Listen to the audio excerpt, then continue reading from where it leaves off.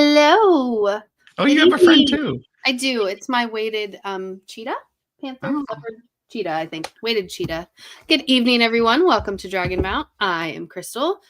This is This is Tom and Momo. I wish I was Appa. I know. This is my new desk friend Oh, he's so cute. was a present for my birthday from Aaron. Aw, you had a birthday. Happy I birthday, did. Tom. Thank you. It was last week. I know. I missed you last week. And getting to talk to our wonderful guest. It's I terrible. know. What's up, Gnome? Hello. Oh man, it's been an interesting week. This last week. I had like a little bit of a birthday week, which I don't ever normally do, which was fun. Like It was really just like, it was mostly like my friends and Aaron like, oh, you don't have to cook dinner this week. And like Aaron did a bunch of other like little things like that. And then because she's awesome.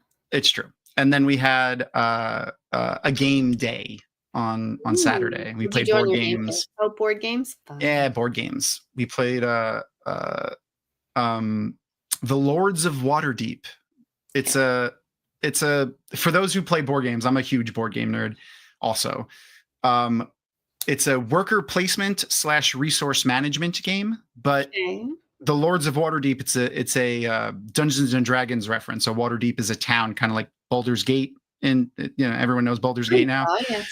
So it's a little bit bigger than Baldur's Gate, and it's like a lot more political stuff going on. So you're essentially the people that send adventurers out on quests, and the resource management portion of it, the resources are adventurers. So like you send one of your agents to a tavern to recruit a rogue because you have a quest that you want to send adventurers out on, and it requires 2 clerics, a rogue, and a warrior. And like, so that's how you kind of play that game. It's a lot of fun. Interesting. Yeah, how long does a game take? There's a couple of different ways to play it. You could play like a longer version where you basically have more agents to send out. So like there's multiple turns in a round. Mm-hmm. So there'll just be more turns in a round. And the more people you play with, obviously, the longer it takes because everyone's got to take their turns. But ton of fun. I love the game. It's a lot of fun. And then the theming is Dungeons and Dragons. So there's a lot of references. Arosa, what's up? And I was listening actually to A Memory of Light. I started listening to A Memory of Light, and I'm going to be listening to the books backwards because I haven't listened to A Memory of Light, Towers of Midnight, and Gathering Storm like at all. Wow. Like I've only listened to A Memory of Light maybe once. And I only say that because I remember like listening to it this last time and getting through the prologue and being like, still feeling like I hadn't heard Michael Kramer say my name. When he was saying my character's name. So it was like, it was fun. I still have only read that one once. Someday I'll read it again. Yeah. So, but speaking of audiobooks, we have a person sitting backstage that I would like to bring in because he is like the audiobook wizard, maybe mastermind. I don't know. We'll see. Look, here comes an awesome guest. Yay!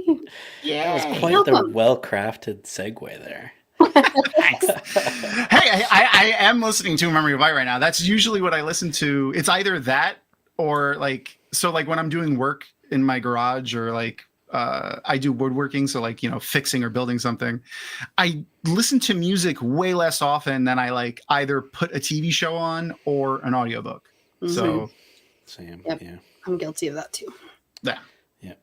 And instead of just starting at the beginning again, I figured I would start at the end and work my way backwards because going through books I've gone through way less than I have the first couple. I really want to put together a single POV, selection of each character. Oh, that would be all the way crazy. Through. That would be so cool. Yeah, that would be really fun. It would get hard for some of the chapters that had like swap mid. Yeah. But it would be fun. It would be fun to see how it plays to only get one person's perspective of it. Yeah. And I always found it fun when because like usually whatever character, if it's a male character that the chapter starts out in a POV, it'll be Mike or Kramer reading that whole chapter. But if it's if it's a female character that starts out and then switches to a male character, Kate Redding will still keep reading those characters often. So that would be fun to like hear it change between the voices, even though it's the same character. Yeah. You got to intersperse some Rosamund Pike in there too. Yeah, exactly. So anyway, welcome, Jordan. Thank you for having me. Always. I enjoy your brain and picking at it for Wheel of Time stuff. And then listening to you talk about the audiobook and the way you harvest sounds is really fun. It's a lot of fun. I think everyone at this point knows about your projects, but why don't you give us a little rundown about the Wheel of Time Soundscapes and what that is? I will do a very quick overview if there's anyone that doesn't. What's it called? The elevator pitch? Elevator pitch. Just the elevator Exactly. pitch. Yeah. So I make the Soundscape of Time. That's my project, and essentially what it is I'm taking the official audiobooks and I'm outlining and adding sound effects and nature ambiences and an original score to every moment of the whole book. And I've done the first book already for both the original Michael Kramer and Kate Redding and for Rosamund now. And I'm about a week away from finishing book 2, actually. And I've outlined book 3 and book 4 already. And I'm looking forward to more. So every scene has, music and ambience and sound effects and just to make the world come to life even more. So that's the gist of the project. That's a ton of fun. And you did obviously a Kickstarter for the first one. And the Kickstarter for the second one?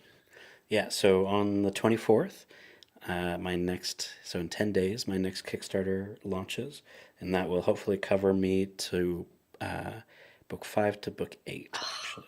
Nice. Okay. So And I will say now, because I mentioned this when we first started talking about this for the first Kickstarter, and I'm glad to see that it's coming true now, that things are starting to move a lot faster now, because I have a lot of the music, like the basic music themes written. A lot of the ambiences are, not exactly repeating, but there's familiar places. There's familiar. I don't have to redesign the trollocs every time. I don't have to redesign the drag car. All that kind of stuff is, ready for me now a little bit. So it's getting easier and faster for sure. It's like you can do so we had Nikhil Kopulkar on. Who's one of the composers for the Wheel of Time TV show. And he spoke about how they reuse a lot of sounds, specifically when they want to invoke certain things. They do storytelling through the music a lot. And the one that I always use is the one that he used also is during when at the end of season 2, when Egwene kills Rhenna. Spoiler alert for season 2 of the Wheel of Time. No, I'm joking. What? They play a bit of the Forsaken theme mixed into the music of that scene, because it's like a dark moment for Egwene to be kind of killing her in the moment that she kills her. So, or just letting her die essentially. So he said they do that a lot. He said there's a lot of storytelling through the sounds. So that's obviously something that you can do too, but having that same idea is like, oh, we've been to Kyrie and here's our Kyrian background sound, but also, you can throw your own little flair in each time they go to make it different too. Yeah, it's very interesting to play around with ambience, but also with music where, we could have the same type of music played on different instruments when we go to Kyrian or things like that, so there's a lot of... I gotta hook you up with Nikhil. Yeah, seriously, I would love to listen to you talk with him. Yeah, I got to hook you two up. I really feel like this is something that Nikhil will enjoy working on. And his shtick is when he plays hundreds of instruments. And one of the things that he likes to do is include instruments that they're not like a copy of or something that sounds similar to an instrument that you would want like normally. He likes to use instruments from other groups and ethnicities that aren't common in Western music, but still fill the gap of like, let's say like a guitar or something that a Western listener would expect in a certain scene. And he does that a lot in all of his stuff. That's very interesting, because I also am doing that, where I'm looking at the origins of the Wheel of Time book and saying, okay, what was this region, this culture based on, etc., and trying to pull in those instruments. That's cool. To craft that music. Or like I said, if we're in Kyrian, there's a lot of, a certain group of instruments that are there that won't be there in Tyr or whatever later down the road. Yeah, that's really cool. That's so cool. I love that so much. That's the type of little things that makes you a Wheel of Time fan. It's those little things, those little nonsense things that you like to like dive into. It's like a common thread with Wheel of Time fans there's so many fun little moments. Like I was messaging someone the other day about, I was working on a scene where Rand finds Tom again for the first time, and he's waiting in the room with Dina.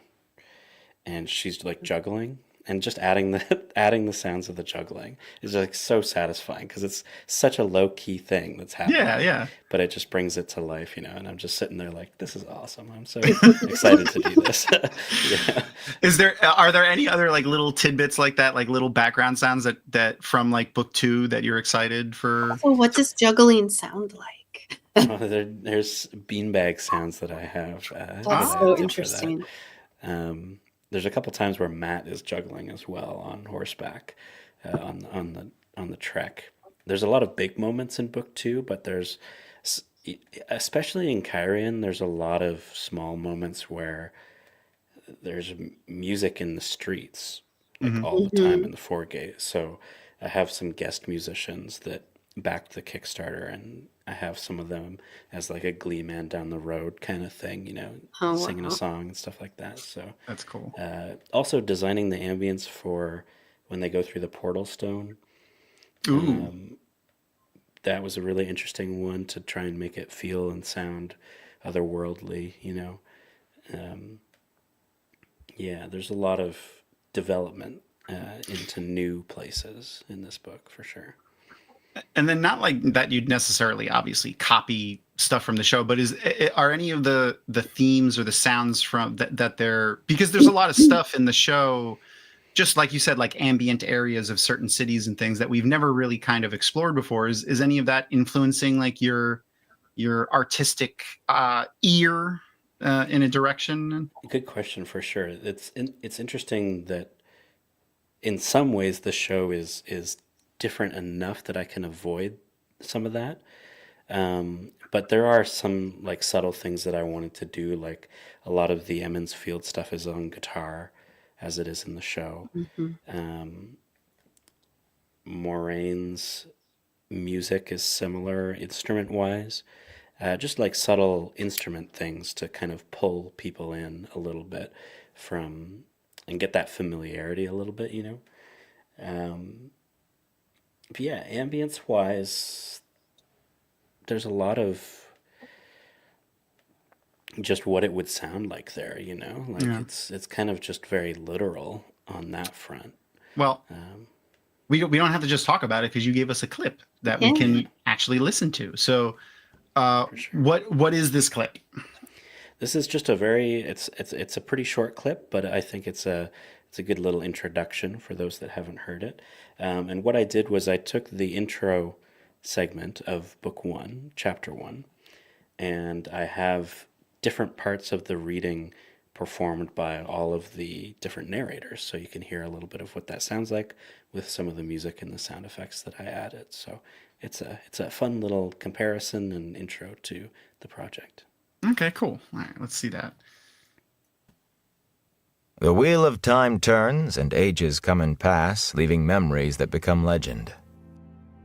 Legend fades to myth, and even myth is long forgotten when the age that gave it birth comes again. In one age, called the Third Age by some, an age yet to come, an age long past, a wind rose in the mountains of mist. The wind was not the beginning.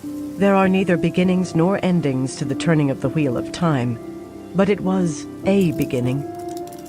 Born below the ever-cloud-capped peaks that gave the mountains their name, the wind blew east out across the sand hills, once the shore of a great ocean before the breaking of the world. Down it flailed into the two rivers, into the tangled forest called the Westwood, and beat at two men walking with a cart and horse down the rock-strewn track called the Quarry Road.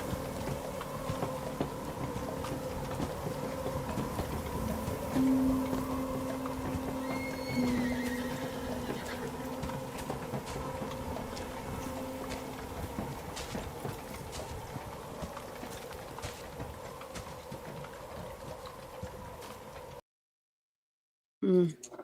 There we go. That was awesome. Yeah. Just a nice little taste there. Yeah, yeah. I mean, like, I was going to say, if you don't have headphones in and you get the opportunity to listen to it with headphones, it is so completely immersive. It's oh yeah, wonderful. I didn't even think about that because I'm wearing headphones. Mhm. Yeah. Yeah. The hearing Bella there for a second was nice. That was fun. I got excited. Yeah. Uh, It's really interesting hearing the different flavors right side by side of the oh yeah. I've only listened to Eye of the World, Rosamund's version of Eye of the World. That's the only Rosamund one I've listened to so far. But it's almost like listening to a cover band of a song, but where the cover band is actually really good too. Like you're like, I almost like this cover band as much or more than I like the original. Like it's a different take on it. As someone who's read the first book so many times and listened to it so many times, hearing Rosamund's version, it gives it like a new or a different life than I remember. Yeah, and I really found that when I was, because I obviously the soundscape is timed exactly to the original recording. Yeah. So I went through and retimed it to Rosamund's, and she reads slower. I was going to ask. Things needed to be stretched out, slowed down a little bit here and there. A lot of just different pacing. The prologue especially is very differently paced. So it was very interesting as a challenge to make what I did still play properly. Okay. But yeah, it makes the soundscape feel totally different as well. Absolutely. With her. She's more of like a dramatic reader for sure. Like she definitely feels like she's reading it more. I mean, obviously she's an actor. She's a very good actor. So, but it definitely feels more dramatic. Is basically the best way I can think of to describe it right now because my brain doesn't work. She acts as she's reading. That's very absolutely. Accurate. I can almost see it. Yeah. It's the same kind of thing that goes on with the new Andy Serkis versions of The Lord of the Rings. Okay. Where he's as an actor, he's an actor first, performing it. Yeah. So that's definitely plays into why it's longer too. Yeah, I wonder if they're like acting it out in their heads, like as they're reading it. Where going to, I would really like to talk to like Michael Kramer and Kate Redding and Rosamund side by side about their recording, like how they go through their performances, because there'd probably be some really interesting differences in the way they both visualize it. Yeah, that would be really, really interesting for sure. God. And well, speaking of Michael Kramer and Kate Redding, they were big fans of you. Yeah. So I mean, they still are because they're still around. And they were. No. We got the chance to play some of the stuff from the first book for them at it was last year's WotCon. Yeah, right. Last year's WotCon. And they loved it, and they made a social media post on it talking about how awesome it was and telling people to go back to Kickstarter. So I think that's great. Where I know a lot of people may be worried about that type of thing, but Michael and Kate were very gung-ho about it and very excited about it. So that's cool. Yeah, and as you saw on screen there, and as I usually say, like the audiobook isn't included. But one thing I will mention, since it's been a development since I was here last time, is one of my executive producers actually for the first Kickstarter helped me create a syncing app. Ooh, Where that's if you really have- cool. If you own the audiobooks and you own the soundscape, you can just load both folders and it'll put the two of them together in a minute or so. And That's all automatically done for you. sync them for you, so you don't have to do. Oh, that's That's beautiful. cool. Yep. So you can get the combined files in just a couple minutes. That's really cool. That's so useful. Very huge development for sure. So huge thanks to my executive producer for that, because it's what's really awesome about that too is you can get listening right away, but also if you want to listen to book one with just the ambience, no music, you could do that really fast. You could put the two of those together. All these different mixes that I have. You could have the audiobook with just the music, audiobook with just the ambience, all that kind of stuff. So it's really made a huge difference for sure. That's cool. So Arosa had something interesting. She said Rosamund said in a recent interview that she asks people to record their voices and has audio files for their characters. I'm guessing she meant the other actors in the show, maybe, as a reference for her. So that's interesting. That's really cool. That would be cool. I mean, she's a very good actor. So like, I'm sure she can change her voice to fit the roles. I mean, obviously, I listening to the first book, hearing her do different voices. It's mostly the POV is Rand. So we don't have a lot of other POVs from the first book, but I'm excited to, when I get to where she's like, when I get to the book going backwards where she's at, I'm going to 100% listen to it, switch to hers just so I can get a different thing. One of those will have to get you to experience it with the soundscape for the first listen. That would be fun. For sure. I mean the first book for sure, because that's out, or that was that Kickstarter you have done, but I'm definitely going to be doing with any more that I have access to, because it was so much fun to listen to. Yeah. So how much is something I'm curious about is how much what is your organization like of these files? Like, do you have male background sounds and just like grunts and nods and singing and talking, and then female ones, and then like a high pitch, low pitch, fighting? Like, how do you have that organized? Yeah, I have a huge sample library collection of stuff that the main collection that I got when I first started all these soundscape projects was a sound effects collection that you can get from Mark Mangini, who's the sound designer for Dune and Blade Runner and things like that. So awesome. That I use that for like doors opening, like very tactile things.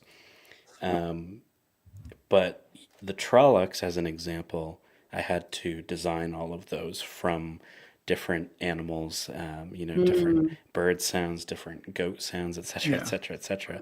And then I save all of those, and then now I have a kind of trolloc library to pull from, and that exists for all the creatures, and then the same thing happens for the music. And I think I have over 80 different ambiences now. Wow. That I can just pull from, and we're talking like Kyrian morning, Kyrian day, Kyrian night, Oh yeah, okay. Kyrian interior, etc., etc. Just for one place. So That's a lot. There's a lot. But that's just going to keep growing as we get further into the series. So you just got your little searchable database. I was going to say that different sounds sounds. wildly overwhelming. My files are constantly chaos on my computer, so it would take me 10 years to do a chapter. You should see some of these spreadsheets and stuff that I used to make this happen. It's a chaotic time. How long does it take you to do like a chapter? That's a good question. It depends on the complexity of the chapter, obviously, but I generally will say, when people ask that, as a general kind of round number, I usually look at it as it's going to take me maybe 5 times the length of the chapter at least. So I need to outline the chapter, which means I need to listen to it once. I can't even think about the last battle chapter. Yeah, oh my God. Yeah, I hope that I can figure out a way to get that file size to work. I have actually started to outline that chapter already, by the way. Just because that's how long it's going to take for you to I literally was like, I'm going to have to start chipping away at it. Sorry to interrupt you, but that just No, it's okay. Yeah. popped in my brain. So I got to outline it, and then I need at least that much time to do the sound effects, to do the ambience, to do the score, to check everything, to listen to it again to make sure it's okay. So you think about, luckily there's a lot of chapters that are 20, 30 minutes long, so those aren't too bad. But then you get into, I was just looking at, I decided I didn't have enough time for it today, but one of the chapters I have left to do is the testing, menus testing. And that's like a 50-minute chapter with a lot that happens. And so I was like, oh, you know what? I'm not going to be able to tackle that today. And that's not including all the conceptualizing that I have to do, right? Like what does Teleron Riyadh sound like? Et cetera, et cetera. And building how it, building the trolloc sounds is not counted in this Any of that. count that Yeah. I just gave. Wow. That's So, crazy. That's why the Kickstarters are important. Yeah. Of course, Absolutely. yeah, absolutely. The one of the things that I really like about movie making, TV like any kind of filmmaking is, and I don't remember when I first saw it. I was definitely young when I first saw that this was a thing, and it was sound editing. Like when most sounds that are in any film is not the sound of the thing happening on the screen while they're filming it. Right. It's a sound that someone in a booth recreates using wacky who knows what they're using to recreate these sounds. And that's my favorite part, because like I remember watching like a video of someone making sounds, and I believe it was for like Indiana Jones, and like all of the punching in Indiana Jones, like when someone gets punched in the face, it has a very specific sound for the Indiana Jones movies. If you've ever seen Indiana, just go and listen to someone getting punched in the face and you'll be like, oh, I never noticed that was it's a weird sound. It's celery stalks breaking. Oh, They would take a bundle of celery stalks and break them, and then that was this, and then they would play with it, and then that was the sound. So like they're dragging chains across a certain type of floor, and like all kinds of weirdo like just things to produce different sounds. Do you have any kind of weird things that you've had to do, or is like now that we have computers and mixing and things, it becomes less tactile, and you can do a lot of stuff with digital. I feel like there was an episode of I Love Lucy where she had to do that. I don't know why that popped in my head, but I feel like. Yeah, I mean, I'll go back to the Portal realm kind of as an example. I have a hydrophone, which is an underwater microphone. But it also, like, you can kind of put it up against stuff to just get the resonance of it. And so I've used that to record, near like a highway. You put it on the metal of the highway bar. Yeah. It gets this kind of resonance to it. And then if you slow that way down, it becomes a super eerie kind of, I'm not sure what it is, type sound. And a lot of that is in the Portal world. That's cool. So did you have to go out and like lay that on that would have been funny if like the cops came and they were like, what are you doing over there? Yeah, it's just a microphone. I'm listening to the highway. Don't worry about it. Yeah, don't worry about it. It's for Wheel of Time. It's a really long story. That's funny. A very specific sound. Yeah, that's pretty funny. Speaking of Indiana Jones, on the last listen or the last watch of those movies that I did, I kept getting distracted because I'm a massive Star Wars fan. And in Star Wars, for the speeders and things like that, they used a lot of plane sounds. But those actual planes are in Indiana Jones. And so every time I heard the actual plane in Indiana Jones, I'm like, God, this is Star Wars sound. Get this out of here. I want to watch Star Wars. Yeah, it's very funny.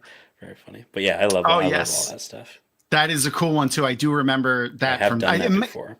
It might have been Star Wars that I remember, because I remember, it might have been like a Lucas effects video or something that I saw back in the day, like either before or after a Star Wars movie when it was on TV. Sometimes they would do like those behind the scenes clips of things, and I think I remember it being like a Lucas Arts thing where they showed, because he worked on Indiana Jones and he worked on Star Wars, obviously, so. Glenn says that was the blasters. That was the blasters. Yeah, the lightsaber sounds were the high tension cable. I mean, the blaster sounds were the high tension cables. Yeah, because that was the wow. Combination of a projector and something else. But the blaster thing, I have done that before. I went out and recorded exactly that sound before. Wow. And it's really interesting because you can get exactly that Oh same yeah. thing. I mean, I knew that as a little kid because I grew up in New York and we would play stickball all the time. So if you just hit one of those high tension cables with a stickball bat, makes that sound. So Wow. Awesome. Anyway, all right. So I'm going to tell everybody how we're going to do this now for our watch party so that we can get that ready. And then we'll hang out for another few minutes while people get the watch party ready. So let me get the link for the watch party up. So for those who don't know, I have to wait until now to like generate the link for the watch party because it times out and gets silly if I do it early. So if you haven't already, the browser extension for the watch party is called Teleparty. Totally legit browser extension. You don't have to worry. It's not like a third-party crazy thing. It was made by Netflix during the pandemic, and then they opened it up because all of the other, it worked so well, better than the other platforms in-app watch party services that they were just like, yeah, you can let it use for all of them. Just take the Netflix Teleparty off and just make it Teleparty. So that's what they did. The only downside is it times out after a few minutes, but it is free, so that is nice. All right, so I will share the link to that here. If you haven't downloaded it already, it'll prompt you to download it and then probably re-sign into your own Amazon account, which you do need. You need to have Amazon Prime yourself to be able to watch it. And then you'll come to like just a paused page because right now I have it on pause, the episode 7 that we're watching. And then I usually have our screenshots up when we're watching, and I'll have the timer, like a little timer that you can follow on my screen. But I'm doing something a little different so that we can get more precise pictures here. I can actually scroll through and look frame by frame for pictures. So I am going to have a fourth camera, essentially, where we watch where I could scroll through pictures and stop and zoom in on specific frames, and I'll have the timer playing on this screen. So there will be a timer if you want to watch it in other ways, perfectly legal ways. I'm sure that you've downloaded and watched it. Absolutely. You can align your timer to our timer here, which I will line up when we start the video. All right. Awesome. But let's see, what else interesting can I announce? Oh, I know. So today I got to interview someone that I can't mention yet because they are not in any episode except for this week's episode, which is coming on Thursday. So I can't talk about who that person is just yet. But you'll see my interview with that person probably Friday when we can. They already gave us the file; it's ready to go. But we're gonna upload it either Thursday or Friday. We'll see. But tomorrow I will be talking to Yosha Stradowski, our Randall Thor. So exciting. Very, very excited. Perrin, I'm going to come invade and hide in the background. Flying down. Just a little nervous. But if anyone in chat has any ideas for questions that they'd like to ask Yosha, just post them in chat, write like question or Yosha or something, and we'll star them and save them. And if I could fit any in, I'll fit them in because I only have like 6 or 7 minutes with him. So. Okay, Aaron, you hide in the background and then you call me. You'll video call me. It'll be like, it'll be great. I won't screen record. I won't screen record. Quiet, Tom. I'll be so quiet. Yeah. We'll never know. You could just stand on the other side of my monitors. He'll never know. God, I'm really excited. I just want to just gush over how amazing his acting has been this season. Episode 4 alone. It's weird to say, but he's grown so much. He's grown so much as an actor. It's true. I feel like a proud dad. Aww. Because in that first season he looked like such a baby. Like especially when we look at like picture. I know, but when you look at him like between then and now, I wish I had a picture queued up for it. But like images of him from season 1 where he's got like his curly hair even and like he's so soft in the face looking. I mean, he is 4 years younger or whatever, but like they really did a good job at kind of accentuating that, Oh yeah. His boyish charm.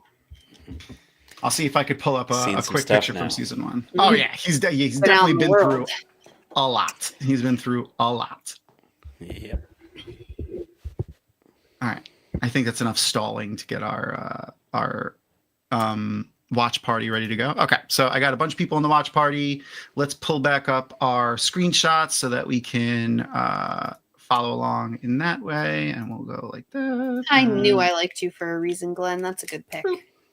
Aaron had asked what all they're hoping that we'll watch for the movie, and he said, "Oh, right, he said Rocky Horror Picture Show." Thank you for reminding me. Love Aaron. it. Also, commonly on the second to last episode of our show, whatever show we're watching in our rewatch, which is not just Wheel of Time, we've done a ton of other shows, Vox Machina, Avatar: Last Airbender, Mandalorian, ton of stuff. We would announce a poll that we're going to post to be ready for people to vote on. So what our next show will be. One thing that we started doing was watching a movie sometimes in between new shows to give us like a little bit of a break of like A brain break. episode by episode, because movies are a little bit easier, and especially ones that we've been adding to our list. So the movie list that we currently have are like movies that have come up in conversation over the course of like the last 2.5, 3 years that either one of us have said they haven't seen, or someone in chat said that they haven't seen or something. And we just were like, add that to the list.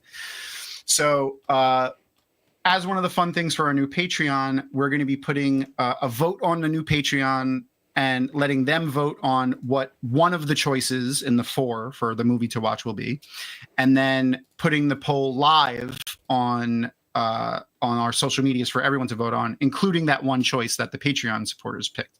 So great time to pimp the Patreon if you guys want to go check it out. We did kind of finagle in a free tier for people. So if you just join for free and follow for free, there's a post that's pinned that you can see that will say free tier, and then it tells you what you get. But you kind of have to, like, since it's not an official membership, because Patreon doesn't allow for a $0 membership, you kind of have to like message us. It says in the thing what to do. Just either message us or email us and let us know like your information, and then we can send you the stuff that you get for following for free. And you'll also be able to vote on the on our whatever movie we're gonna watch. So anyway, all right, let's play this. Let's start playing this episode, because it is a rather long episode. It's just over an hour. Okay, I will give everyone a countdown so that you can align your timers if you're following that way. 3, 2, 1, and play. Should see it playing in the watch party. If you don't, just refresh the page and it'll catch you up to wherever we are in the thing. We're not going to skip any recaps or anything like that. And keep the questions coming, guys. I'm starring all of them, so Tom will have them for later. Yeah. Ask as many questions as you want, and if I can fit them in, if I could reword them and work them into other questions that I already have or something, I'll try to get them in as much as possible. Like I said, I only got I think it's slotted for 5 minutes, but it usually runs like a little longer in my experience. So I love this aerial shot of the two rivers, seeing them like battle prepped. We see they've been, the only thing I'm a little worried about is they haven't really cleared, I feel like, enough forest around the two rivers here. Like you can see they cleared a whole bunch of in the front. Yeah, right here. But like still a lot of places for trollocs and Myrgil to hide. Well, isn't that essentially kind of how she gets shot later? Like, because she's coming in from like a wooded from over area. here. Yeah, it looks. I think she's coming in from like in this direction. Yeah. Yeah. It's a really nice shot, though. I really enjoy this shot a lot. It's gorgeous. Really sets the stage well, eh? Yeah. Idyllic. It's very idyllic. Yeah. It's a lot of freaking work that they put in over the last couple days. Yeah. Mm-hmm. And we get finally Perrin doing some forging. There it is. Yeah. And he's making an axe, which is pretty poignant, I feel like. Mm-hmm. Yes, Hakeem. Yes, very, very much so. She's not having a good day. Oh, and perfect time now that I bring up Akeem. Akeem is he's one of our first time readers. So this is his first time through the series. He found the series due to the show. So let me pull up our spoiler banner that we usually have up. We're keeping spoilers in chat to Fires of Heaven. So for those that don't remember, and spoiler for up to Fires of Heaven, that is when a certain blue Aes Sedai gets tackled through a certain redstone doorway at the end. Yeah.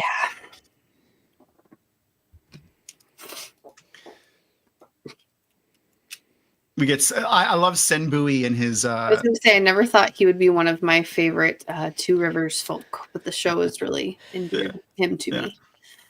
And I like that Perrin has like two little apprentices going on here.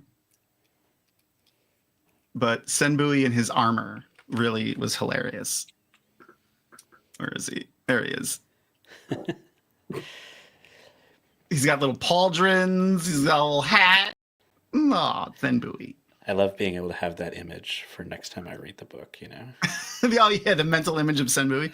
Yeah. Absolutely. Oh, man. Oh, I have to pull up this image of side by side. Aram. Yeah, the side by side of Aram, because he looks so jacked comparatively. He's beefed up. It's been a hard life on the road, Tom. It's true. It's true. The also Perrin's axe is a really nice. It's inspired by, I feel like, the Dragon Reborn cover art version of the axe. It looks almost exactly like it. Let me grab that. Where is it? There it is.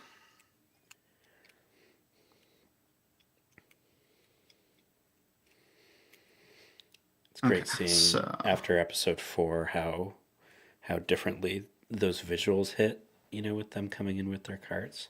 Mm-hmm. Let me share this image for you guys. I have so many pictures open on my computer right now. All right, there we go. So let me get to Perrin, that nice shot of Perrin's axe that we just got. I hope we get the full intro next week. Yeah, me too. Aaron, I think they will when we get to Tyr. I think that's where we'll see her. There it is. So everyone was kind of worried about Perrin's axe and it, like, you know, are they going to get it? But like, I really think it looks almost exactly like this one. So like, you can see his axe here on the cover of Dragon Reborn. I really feel like they pulled from that. Yeah, not quite as curved or maybe quite as sharp. But pretty close. Definitely inspired by, I feel like.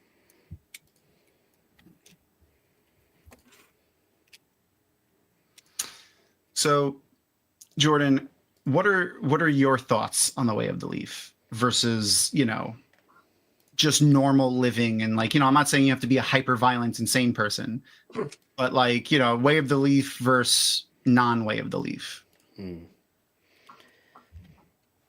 I think that the argument of how realistic it is always going to come up. Mm-hmm. But I feel like, for me at least, it's hard to argue against it being the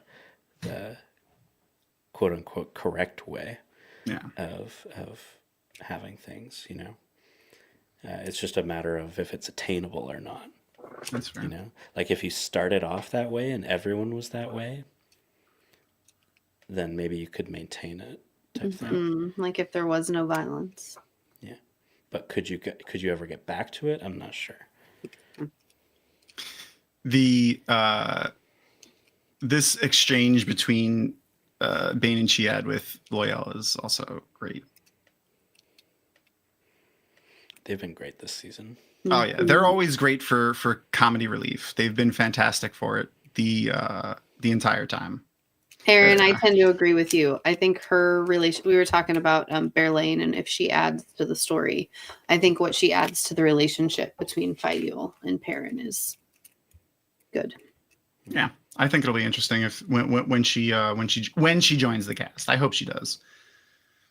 Personally, for the Way of the Leaf, though, I feel like Jordan is not telling us so much that this is the correct way, but like it's another balancing act. Like it should be considered always, but like, you know, Perrin is like us in that, you know, like, or the viewer or the reader or Jordan himself. I think that, yeah, it's very important to have the Way of the Leaf as an ideal to like work towards, maybe you could say. Like having it there and having it exist is maybe enough that people can kind of work towards it. But yeah, maybe it's not attainable. But if it wasn't there at all, then I think that the world would kind of suffer for that, you know? Yeah. It reminds me of the way the Shinarans and the Valkyrie always say, peace favor your sword. And they always refer to things as, you know, like their exclamation is peace. Like they'll say peace. Like, and especially, you know, how the outside people view them as so warlike and warriors and things like that. But that's their go-to statement. And they don't relish in the violence. So Right. I feel like that's also a good line of balance there. Perrin, though, I really feel like is meant to be the reader, or Jordan himself. Robert Jordan saw himself most in Perrin for that, you know, the dichotomy of that. But her face here is just, as she's looking at Loyal, is just fantastic. It makes me laugh every time I see it. When we first got to see that wolf banner was pretty great. When I saw that unravel for the first time, I was like, oh God, I got chills just now. I wanted to ask chat, who do we think painted that? Like, who was that? Not physically painted it, but like, was it Fael? Was it the people themselves? Was it Alana? Like, who gave them the banner idea to rally behind? Do you guys think? Oh man, you know what I'm really hoping Jordan, for? who do you think? Oh yeah, Jordan. Yeah, who painted that? Or gave them the idea, not maybe physically. Maybe his two apprentices. One of the apprentices. Maybe. I think it's one of them that cheers like Perrin Goldeneyes at the end of the episode, like Lord Perrin Goldeneyes. Yeah, I could see it being one of them. I love Fael so much. Isabella is fucking amazing too. I love her. Sorry, I just had to say.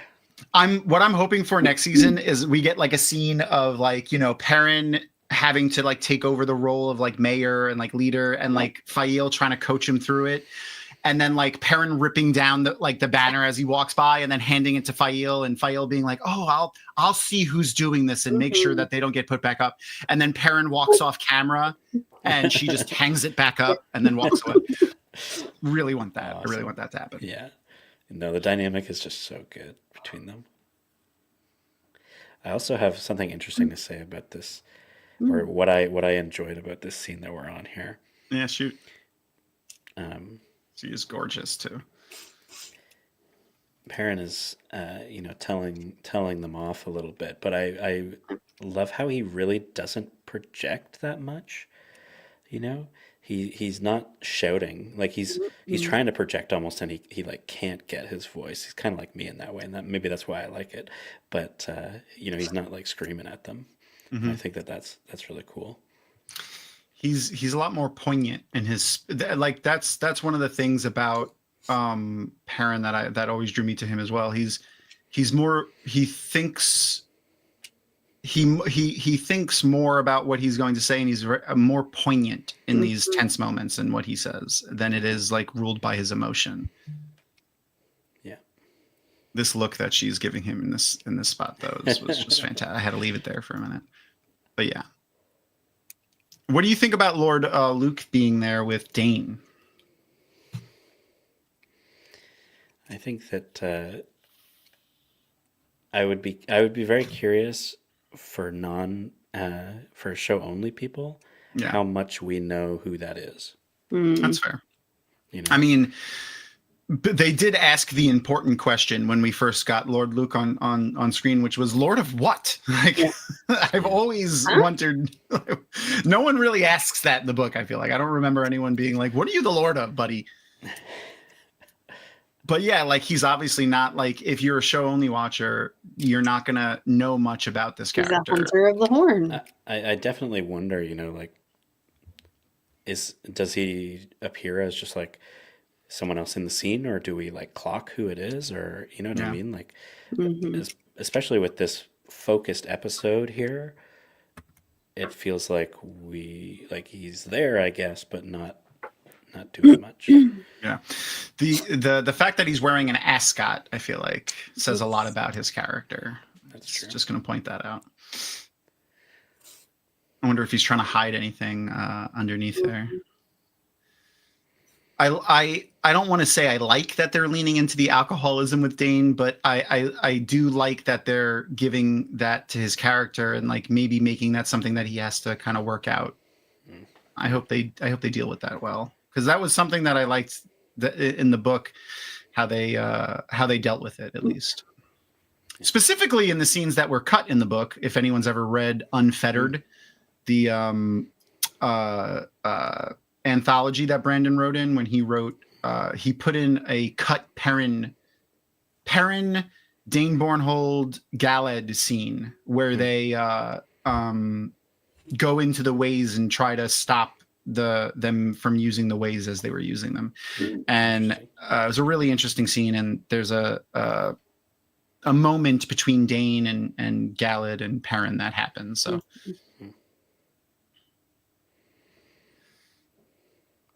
God, loyal. So I think Akeem's talking about Rand, Matt, and Perrin, but there are, gosh, I don't even know, a lot of main characters. I think you'd have to add Egwene and Nynaeve to that list, at least for the first book.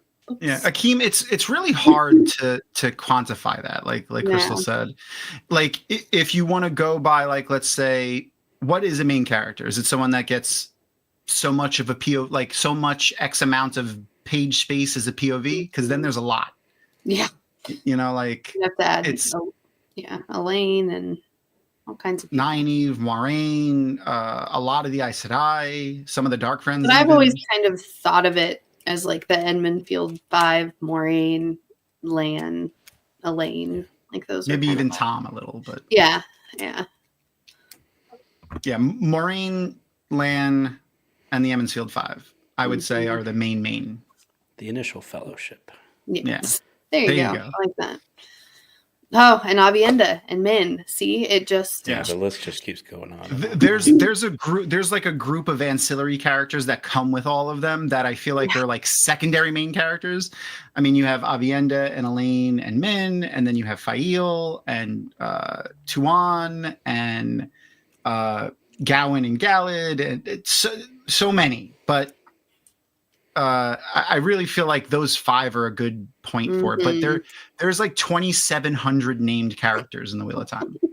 Yeah, it's like 26 and change. Like actually, like I'm not like that's not like an exaggeration. There's like 26 and change. And some of them, their names sound very similar. It's not at all confusing. Yeah. Especially when you're listening to the audiobook for the first time. Yes, and you haven't seen them in print.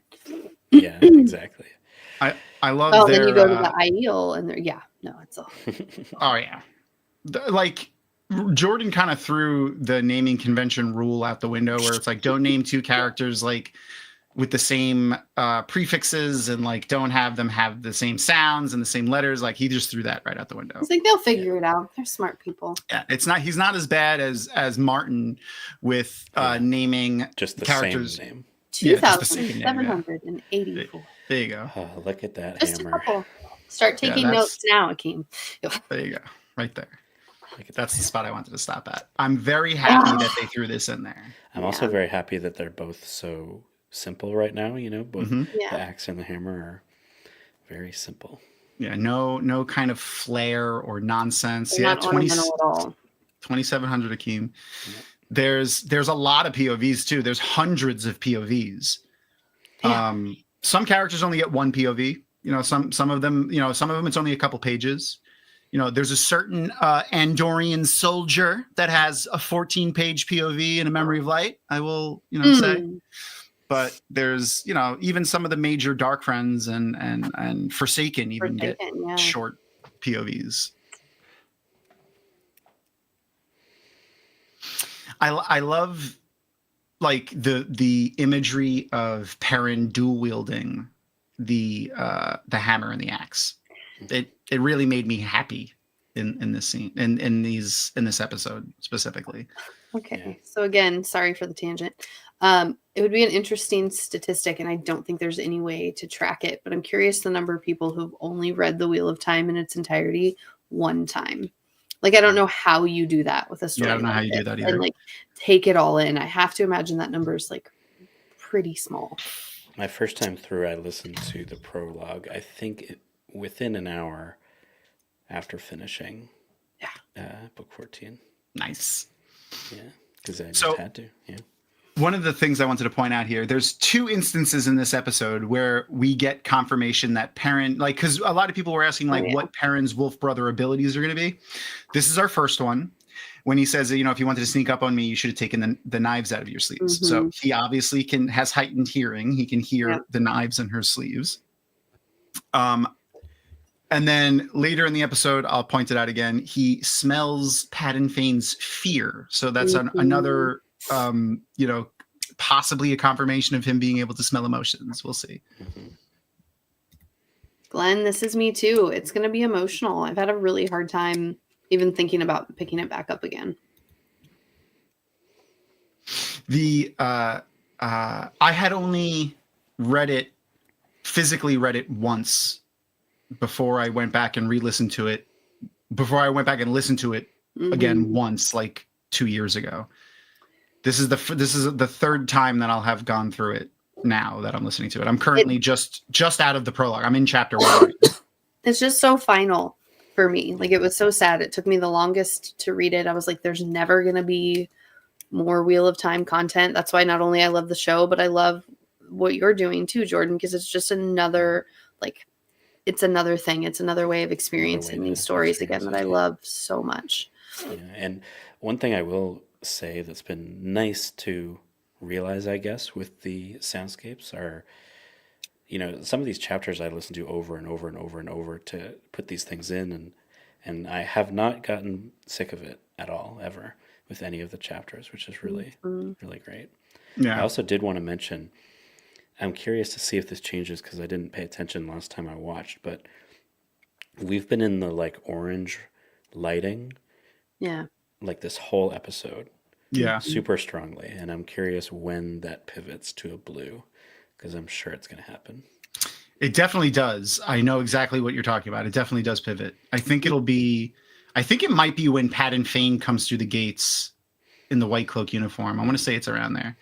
Even the windows in the back there are tinted. Oh, very color. much. Yeah. Yeah, Glenn, you're absolutely right. She does look devastated that he didn't want to kiss her. I mean, in a way, I'm glad he didn't participate, but he totally called their bluff. Like, he was like, Arosa, I've still never listened to Do My Wells. I'm not that far in the audiobooks yet because I'm just starting to listen to the audiobooks. I'm excited for that one. I'm excited to work on that one.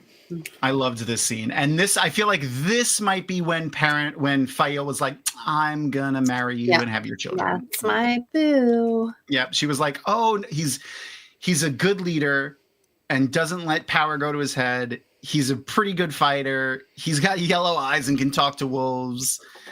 He's gorgeous. And he's probably going to make a good dad. Like, yeah, look at that face. That's I'm going to marry this man. Yeah, I am all in on this man face 100%. Right there. That's it right there. That's she was like, I'm marrying this man today. Right here, too.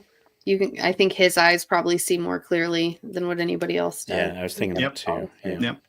We do get that too in the end when sadly we lose Days Conger.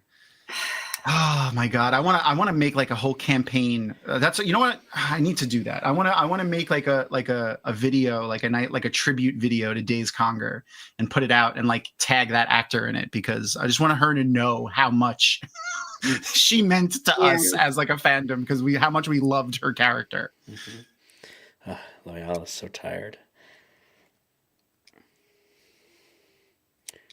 It's that So we were longing. We were talking about There's a this. shot of it.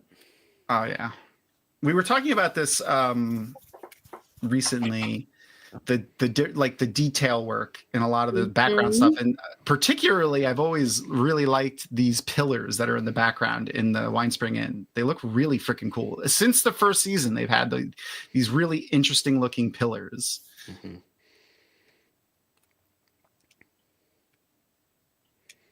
Yeah, that's a good shot of them.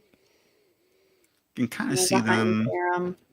Yeah, the one behind Aram is a good one. Yeah. Right there, yeah. It just looks really cool. I don't know what it is. Like, it just looks like maybe like leaf work or something, yeah. Vines, maybe. But it looks really freaking cool.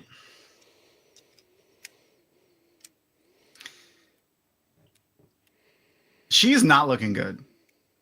Well, she's been through a lot. It's true. Husband's She looks dead. a little drunk. Still got that orange light backlighting going on. Yeah, we're still there. Getting low, but it's still there. Yeah. So how and I hate to bring it up before we have to see it, but how far in advance do you think Loyal knew that this was going to be his last trip?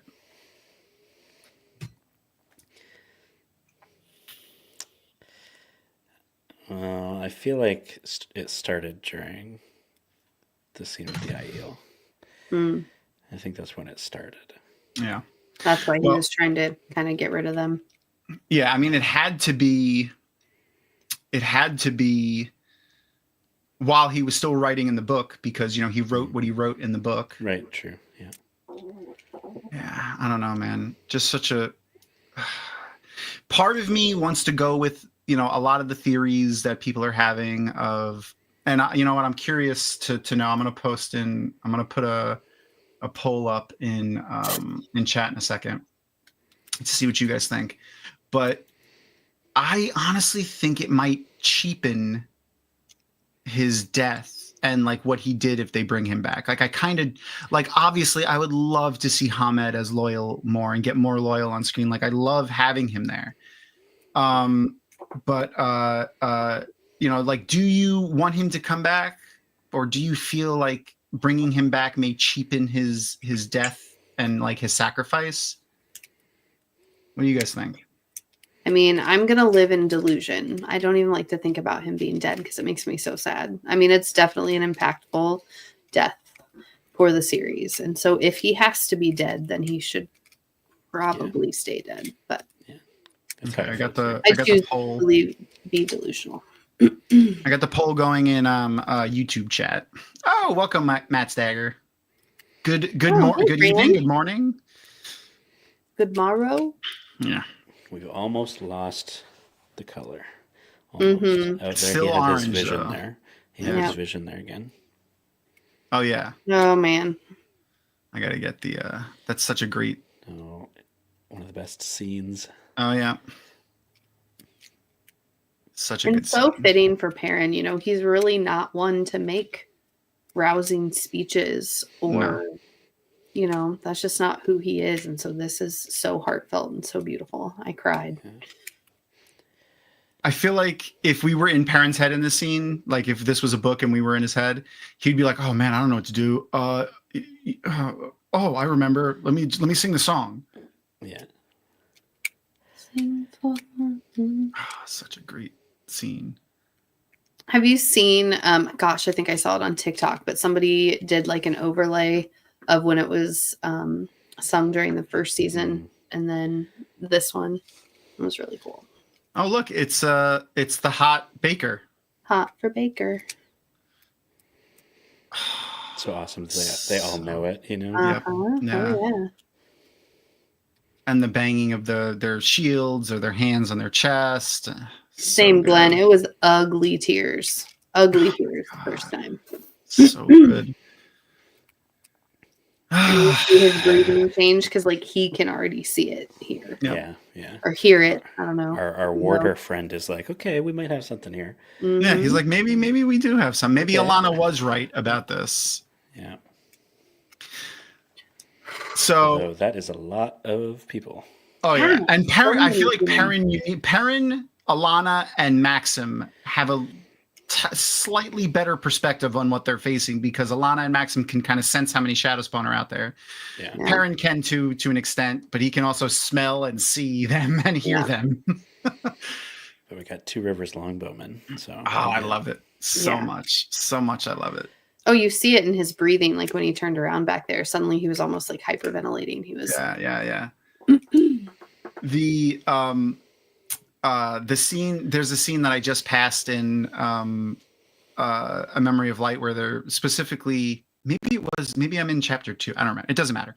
They, where Elaine is like telling the longbowmen to hold because she doesn't like, they're going to shoot the trollocs that are behind like a group that are a group of her soldiers that are running toward them. And she doesn't want the longbowmen to hit them. So she's like, no, hold, don't shoot yet. And the leader, who I forgot who in that moment was leading the 2 Rivers longbowmen, but they're like, don't worry, they're not going to hit them. They'll hit. I have a clear memory of that too. Yeah. Yeah. Oh, we're in the blue now. Yeah. Yep. We're in the blue for sure. After as soon as the attack starts. Yeah, as soon as the attack started. When we go to Loyal, that's when it changes. Yeah. Yep, there it is. And I love Loyal's hammer too here. Yeah. Look at Can you Sam. imagine how heavy that thing would be? Yeah. Massive. Where's that? I don't know if this makes sense, but I love how small scale it is, Like, not in terms of production, but in terms of, like, it's still just a small village. Yeah. And that really comes across. Yeah. And it still feels better than some of those battles in the other fantasy shows. Mhm. Absolutely. This is by far my favorite fantasy battle I've ever seen on television. Absolutely. Yeah. I love this this comment that she makes here of even their shadow runners are soft. Mm-hmm. Hilarious.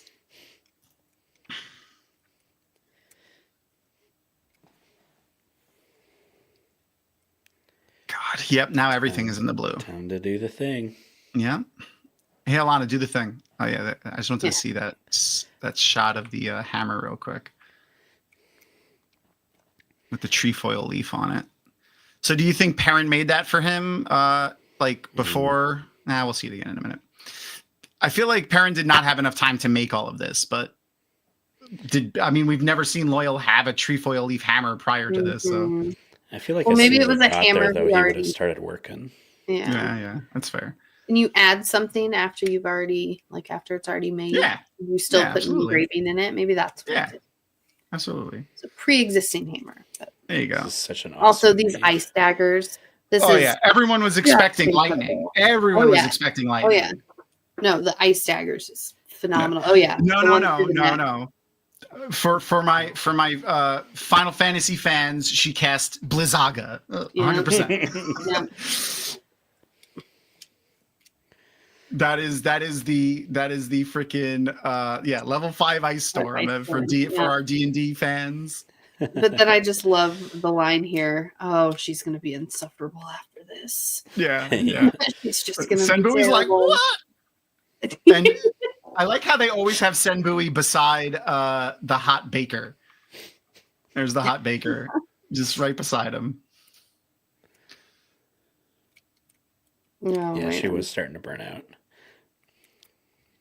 That's hilarious, Frenzy. Also, what up, Frenzy? And I love your icon, the Maleficent icon. There's a picture of me floating around somewhere as Maleficent. We went to Disney Mickey's Not So Scary Halloween party, and I cosplayed as Maleficent. Awesome. Quickly losing all the color here. Yeah. Mhm. It's getting darker and darker by the second. This is a good shot as they come in. And this is where Perrin mentions, like, he calls out before anything that, something's there. Yeah. He's going to do it in a second here. I think he hears it. I think he hears it first, just the way his head kind of cocks to the side. Yeah, a there he little bit. goes. There he goes. Yeah, and it even said distorted sounds or something. Mhm. Oh my god, literally that arrow. Ah, yes, Days. Gangster. Hero of the episode. Easy. Oh yeah. So like I feel like Days might be the only one that I don't think will be cheapened if she came back as a hunter is a hero of the horde. Like if she came back as a hero of the horde, She's just having Does a she drink. still get to drink? That's the yeah, she the gets only a drink. important part. She shows up with like a frying pan and a pitchfork, Yeah. but they're like, gilded and magical somehow. She did not hesitate for 1 second, Glenn. That is absolutely correct. Ooh, a Slayer arrow. Okay. Interesting. That arrow definitely appears in the same way it does Mm-hmm. in the Slayer scenes. Yeah. And here's our hot baker again, right at the front line.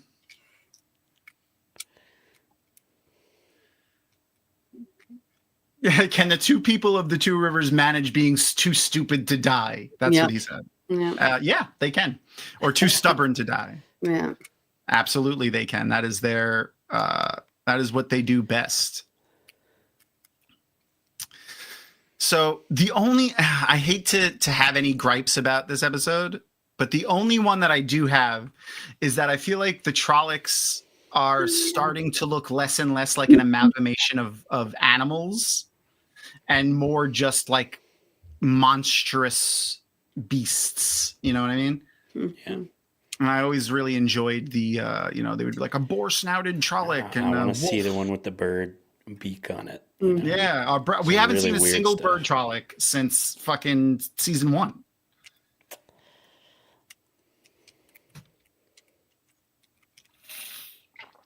You always touching. Yeah.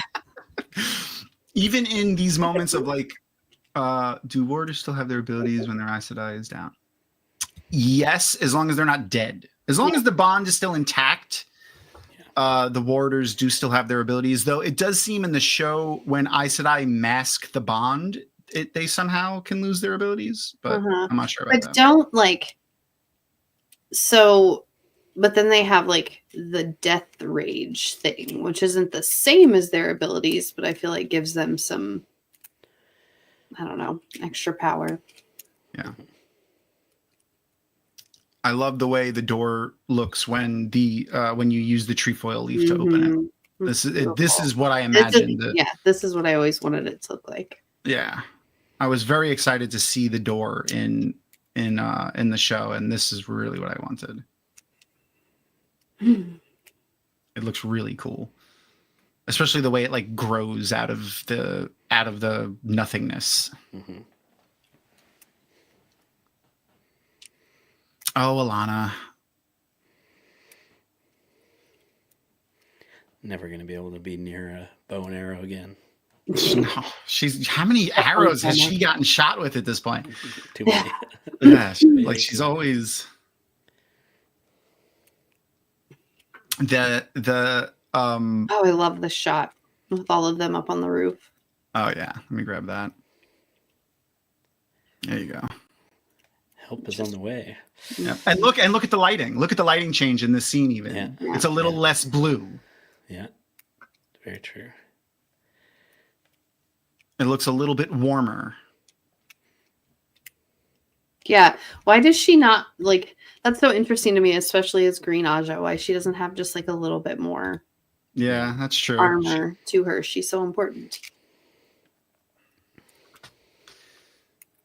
Yeah. Seeing Valda ride in like to the rescue is a little weird. Mm-hmm.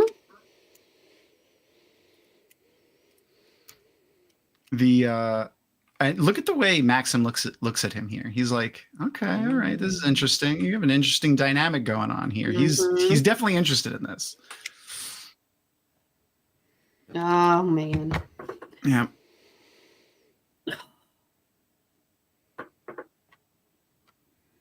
Look at that face. That is an angry face about Patton Fane.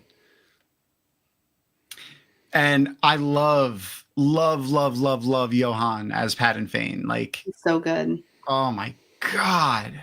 just the right level of unhinged. This is level Yeah. with Red Wedding, and on in my opinion, to tell you the truth.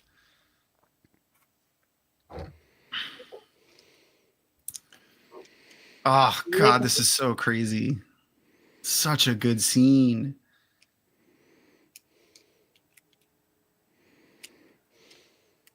Look at that. Look at him. Just so, he almost looks like an animal. Like, you know what I mean? Like, he's such a facial actor. Like, he could do so much with his face. Aaron, I feel like Tom and I talked about this a little bit, that we may see his story out of order. I think we got time for that. Yeah. Mm-hmm. Yeah, I think we're going to see more from Pat and Fang for sure. Yeah. Same with Tom. You know, like Mm-hmm. we left him for a little while, and we got time. Yeah. Yeah, Dane Oh, God. definitely, Sorry. like, I think that's, no, I was responding to Glenn. He said he liked how Dane had to tell Perrin, like, I didn't know about him. I think this is where we see the start of their relationship, kind of. Yeah, there's like a little break in the hatred there. I just got chills, like, again. Like, I got chills when she screamed, "Hold the line." Yeah. And I'm getting chills right now, like, watching this again, like, so fucking awesome. It's so good. Every bit of this episode is just amazing. Mm-hmm. It's really moving. I think I might like it better than 4. I don't know. I go back and forth. Coming back and watching it again. Oh, go ahead. No, go ahead. I was just saying, coming back and watching it again, I definitely think this is my favorite episode for sure. It's hard to not choose this one for me now, seeing it again, because it's Perrin. Yeah. And that's enough for me to choose it. Yeah, Perrin is definitely my favorite of the Two Rivers. Same. Well, he's my favorite male character, I would say. In the whole series. To me, the Two Rivers has always been home. Like, that's where we start our story. And so this is like, our home is under attack here. So it just makes it so much more impactful. Yeah. And there's our man doing his business. I think, Glenn, that 6 has some of the strongest individual character moments, but as a whole episode, I think I'm starting to like 7. Tough to say, though. I love, like, again, Bane and Shiad giving a little bit, not really comedy, but like awesome moment, like just awesome big moment. A little comedy there, you know. She smiled and was excited. Yeah. There you go. And that the fact that they veiled, look at that. Oh, so awesome. These close-up moments too that we get with the Trollocs in these scenes are terrifying.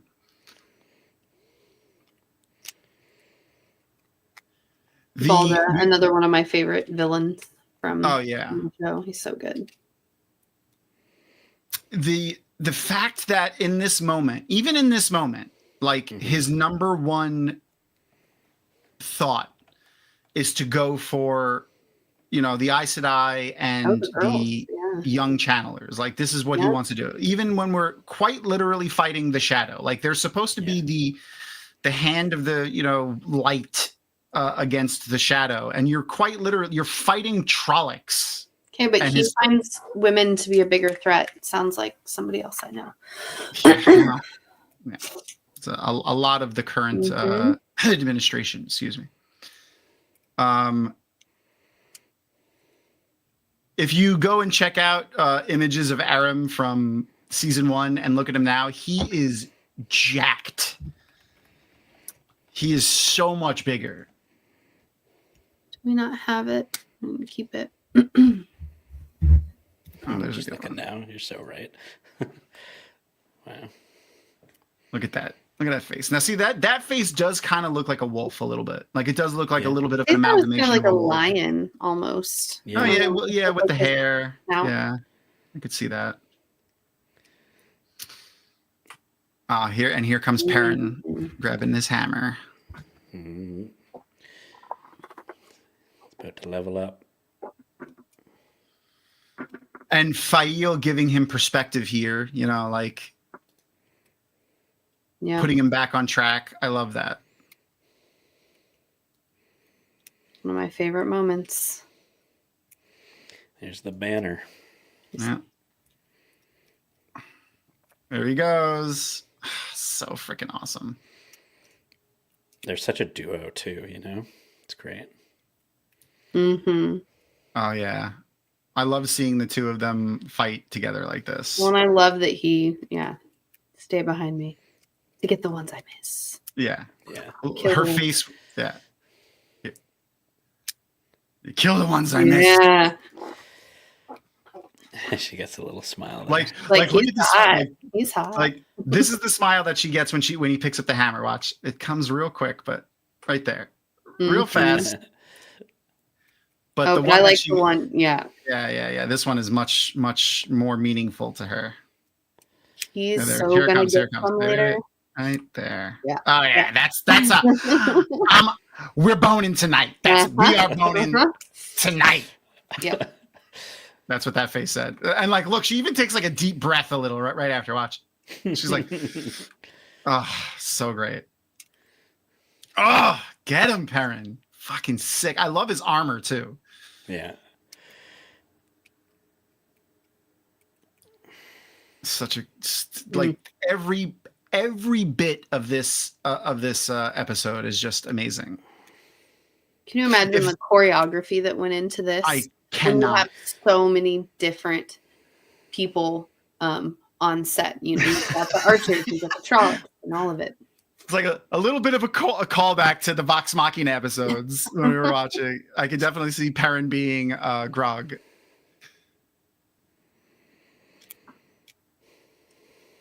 Oh, yes, I did. Let me see if I can grab that real quick, actually.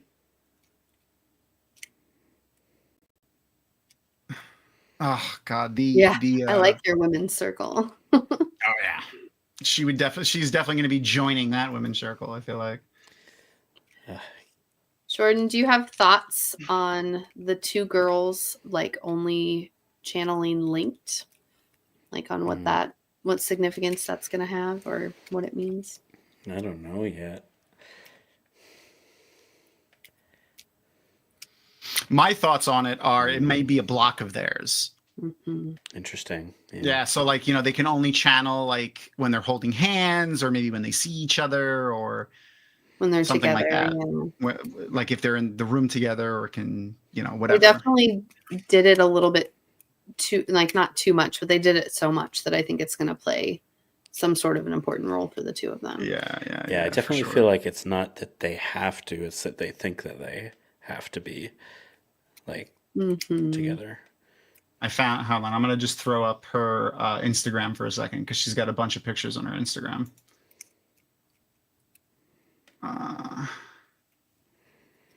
There we go. Awesome. And we'll make this a little bit bigger. There we go. So these are the close-ups of the armor. They look so sick. Oh God, I love it. It looks so cool. Ugh. She's so talented. There's so much talent in that woman. And like before the Wheel of Time, relatively unknown. Yeah. Crazy. Yeah. Oh, I love this part. Just the change in his face, like, oh God, never mind. We really either managed to cast everyone or just like portray the scenes in a way where Perrin just always looks significantly taller. Oh yeah. I mean, that's the goal. Yeah. Yeah. What do you think about No More Valda? I was kind of hoping for more like Valda to be a little bit more of a threat throughout the series, but I think that especially like with scenes that happen later too, I feel like all it's really doing is opening up room for new people or for that's true. Like we were talking about Fane not having the time yet. Yeah. I think it's just opening up avenues for other characters. Well, and there was some really good stuff in season 1, especially with him. Yeah. They did introduce Bayer. There you go. Yeah, they introduced Bayer in the last episode, so that he could be stepping up as a threat. And Dane too. Dane could kind of go down the path of evil for a little while.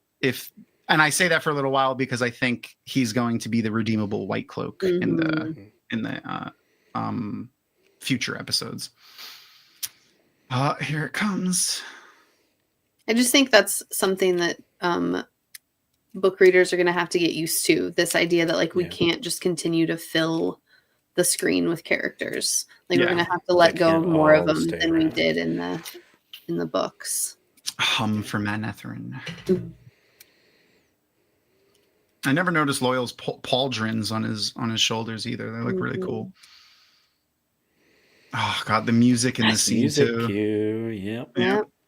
Yeah, I know everyone was kind of thinking that this might be the this might indicate that he's going to come back as a hero for the horn, because this is the music that played during the Hero of the Horn scene. But I think this is just could also just signal him being heroic, though. Yeah, that's what I think. Being a hero. Yeah, that's what I think. Yeah. And I think it leaves it as a comfort thought. If you want to think about it like that, then yeah. Maybe in a future age he can come back as a hero or something. Yeah. Loyal's outfit is really amazing in these scenes. Like I just love the whole thing.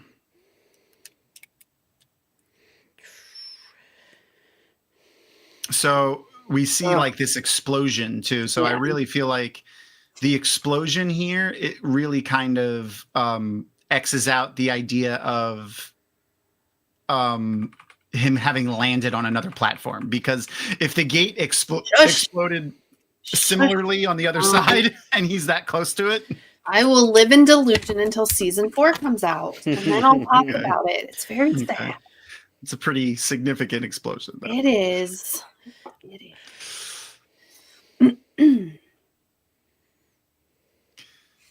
So he says here, "Why do you smell so afraid?" So we got the. You even see him kind of sniff. Yeah, he sniffs for a second. Let me see if I can get that.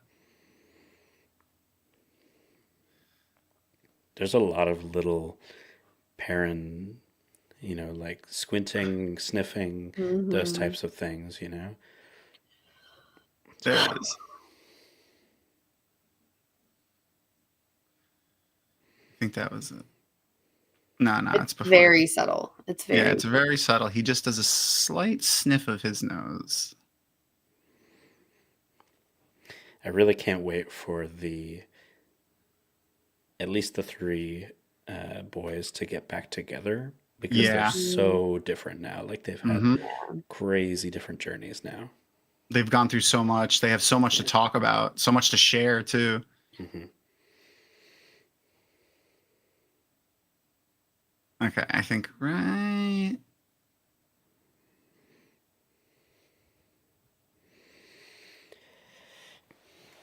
Man, Perrin did a lot of talking in this scene, more than I thought. He did. Mm-hmm. Okay. Yeah, there it is. Why do you smell so afraid? So watch. He does that little, like Just he's a little sniffing. wrinkle. Yeah, little wrinkle of his nose. Little sniff.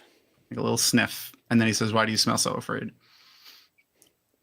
The Trolloc speech. Why didn't they continue to kill them as they tried to flee? Yeah, they are dark friends. It's not like. Oh yeah, I did get a lot of fun feedback from that at that JordanCon that I said that at. That was fun. When we had a panel on like what could they cut. This was like just like way back, like when they first announced the show. I was like, they could cut all of the Ogier completely, and everyone, like the whole room, it was like 60 people were like, "Boo!" And I was like, it felt so good. I would have cried. It would have been terrible. But like I was just like, yeah, just make them extinct, and like everything that the Ogier do in the show could just be there, like, but they're extinct, and Maureen can translate the Ogier script. Losing Loyal wasn't enough for you. You gotta take all of it out. Take them all out. Yeah. It's we were thinking of like ways that they could save money, and like that was like just what we thought of. So Senbui survived. We have Marin Alvear. No Bran. We haven't seen a Bran. So now we're the #1 Amazon Prime show, so we don't need to save money, Tom. We're gonna spend some money. I want to spend all the money. I want so much more budget. I want like full episodes dedicated to blacksmithing. Just blacksmithing. Yeah, absolutely.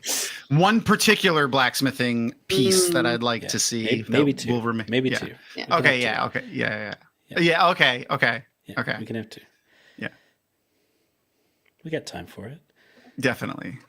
I love their relationship too. Their relationship has been so great to watch, like, because I feel like it's healthy. You know what I mean? They talk things out. They do. I mean, even healthy relationships, you fight, but like Well, they had come to back. figure out how to go through grief together, which is going to be like It almost so takes- realistic. It almost takes the role of Moraine and Lan this season, eh? Yeah. Yeah. Yeah. The warder Aes Sedai dynamic. Mhm. Yeah. Oh, Oh God, poor Perrin. I know. With the yellow That's eyes. gonna be it's, another- it's intense. I think pivotal moment for him and his hammer versus axe debate is going to be Loyal's death, because he's going to feel completely responsible for that. 100%. Because especially because he sent him there. Yeah. Like I feel like He that's is responsible for it. he's gonna feel a big issue giving people orders again. Yeah. And I think Oh, that's yeah. gonna be like it's gonna be something that Fael needs to work on him with throughout the next season. Is gonna be him being willing, especially battlefield orders. Like Anything that can affect somebody else's life. Yeah. yeah. Marcus. Look at that face. He gives so much with so little. Like he does so little, but there's so much there. Just a softening of his cheeks and like the slight wetness in his eyes. Like you could tell how much pain he's in. And you know, I also kind of like how kind of quick the Aiel are about it. They're very nice. Oh yeah. And move on. Yeah. And they're like, you know what? And that's it. He woke from the dream. And that's it. Get these Whitecloaks out of here. Yeah. Jesus. Every time they're on screen, just get lost. I do really enjoy looking at Jay Duffy, though. I'm just gonna say he is a very good looking man. Yes. Which means I need to play. Dane is coming. How many? I won't say it. I won't make the obvious joke. I won't do it. I'll resist. You're growing up, Tom. It was your birthday. I know. I'm 1 year older. I'm almost 40 in real life, but I'm still like 15 in my brain. I'll always try to. My brain will always go to the worst possible joke to make in the moment. You think in this scene, Fael is just like quickly accepts because she's already onto the plan to. Oh, to get him 100%. out yeah. there? Yep. Yep. She's like, fine, go ahead, but I've already got something Okay, thought out here. I'm gonna get you out. Yeah, that's why she's like, you know what? Yeah, sure. Look at that face. Like that face is not like a worried face. That's just like, how many of these Whitecloaks am I going to have to kill to get you out face? Yeah. Yeah. Oh Man. my God. Loyal narrating Hot the end of Baker this. got a lot of screen time this episode. See a lot of Yeah. him. Loyal narrating the end of this is rough. Oh, look, the baker survived. See, Hot Baker. He's He made everywhere. it through. Yeah. I kind of hope the Bread next still sucks though.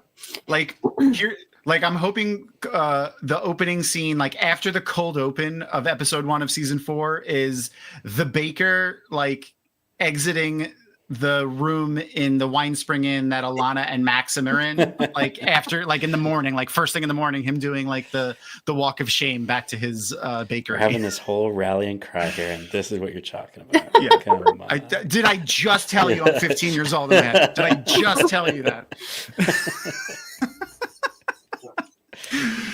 Oh, God. Such a good fucking episode, man. Like, so good. Just everyone's portrayals, everyone's acting was just great. If you're still in the watch party, it's going to end, and it may continue playing for you. I stopped the watch party, but if it continues playing, you know, cool. But we still have more to go. We still have some pretty big announcements to make, and we have to do our Inside the Dragonmount studio interview. So make sure you stick around for that. And I just want Let me get rid of this because we don't need this anymore. Oh, hello, I'm huge. All right, there we go. We're back now.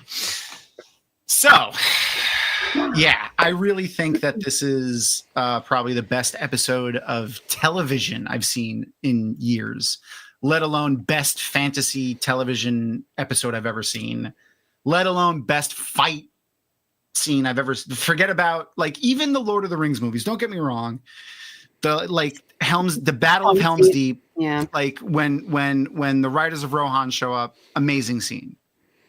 But like just every moment in this episode was just epic, and the fact that it was layered in with so much channeling and magic and I think that's the key to it. Yeah, is that now it's like, okay, here's some fantasy battles, Yeah. you know, and like that just doesn't exist in any of the Game of Thrones battles. It just, you know, that's not how the magic system works. So yeah, Right. we don't get that kind of thing.